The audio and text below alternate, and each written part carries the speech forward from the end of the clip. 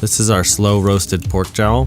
We brine it for 1 hour, give it a light dusting of salt, and then place it over more herbs and spices and put it in the oven at 350 degrees for 30 minutes. And then we lower the temperature down to about 180 and let it slowly roast for another 3.5 to 4 hours. Once the pork jowl is done, we trim it, place it in a saute pan, skin side down.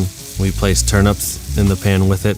Our matsuyaki sauce is Okinawan brown sugar with a double brew soy sauce from Japan. We add in chilies, kombu, and kinome and slowly reduce until it becomes a syrup.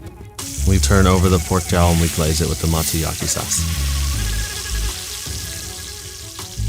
For the shiitakes, we slowly glaze them in Okinawan brown sugar, chilies, and double brew soy sauce and let that lightly simmer, continually glazing and flipping about halfway through so it cooks evenly.